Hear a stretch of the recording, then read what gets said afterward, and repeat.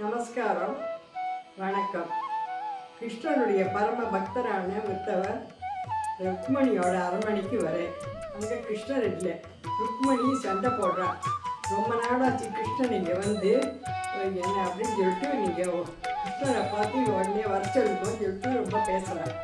அவர் ஒன்றும் சொல்ல முடியாத வந்து வெளியில் கிருஷ்ணர் மாதிரியே மாறி அவர்கிட்ட ருக்மணிகிட்ட வந்து நான் அவசர வேலையாக போயிட்டு ருக்மணி நான் கூடிய சீக்கிரம் வந்துடுன்னு சொல்லிட்டு போகிறேன்.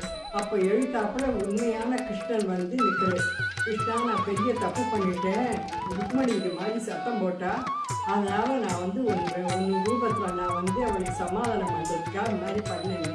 நீ என் ரூபத்தில் மாறினதுன்னு தப்பு, அவள் இது மாதிரி சண்டை போட்டதுன்னு தப்பு. அதனால் அவள் அரண்மனையில் வந்து பணிப்பெண்ணாக இருக்கணும். உரிய காலம் வரும்போது என்னை வந்து அடைவாங்க. நீ இப்போ பூலோகத்தில் போய் புகழ்பெற்ற கவிஞனாக இருந்து கண்ணு தெரியாத புகழ்பெற்ற கவிஞனாக இருந்து உரிய காலம் வரும்போது என்னை வந்து அடைவாய் அப்படின்னு சொல்லிட்டு சாபம் கொடுக்குறேன். அதே அவங்க பூமிக்கு வந்து அவர் கண் தெரியாத ஒரு ரிஷி ஹக்கு பேர் சமயம் ஓப்பன் பூமிக்கு வந்து தூர்தாஸ்ங்கிற பேரில் கண் தெரியாத ஒரு ரிஷி கவிஞனாக வந்து புகழ்பெற்ற கவிஞனாக இருக்கேன்.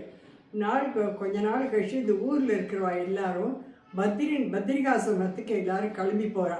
அவரோட இவரும் போகிறார். அப்போ அவள்லாம் சொல்கிறா, நம்ம பகவானை பார்ப்போம், கண் இருக்கு, இவர் எனக்கு கண்ணில் இவர் என்னத்தை பார்ப்பேன்னு சொல்லிட்டு பரியாசம் பண்ணுறார். நான் பார்க்க முடியாது, பகவான் என்னை பார்ப்பேறணும்னு சொல்லிட்டு வைராக்கியத்தோடு போகிறேன். அங்கே போனோடனே பத்ரிகாசிரமத்தில் உள்ளே போகணும்னு பகவானை பற்றி தூர்தாஸ் வா, உன்னை தான் எதிர்பார்த்துட்டு இருக்கேன், இந்த பூலோகத்தில் இருந்தது போகணும், என்னை வந்து சரின்னு சொல்லிட்டு அவர் மேலேருந்து ஒரு ஒளி வருது. கொஞ்ச நேரத்தில் அவர் அங்கே இல்லாத போய்டுற. அப்போ தான் அவருடைய மகிமை அந்த இருக்கிறவாளுக்காக தெரியுது. நாங்கள் இப்பேற்பட்ட புகழ்பெற்ற ஒரு இதனை பார்த்து நாங்கள் பரியாசம் பண்ணினோமா அப்படின்னு சொல்லிட்டு பகவான்கிட்ட மன்னிப்பு கேட்குறேன்.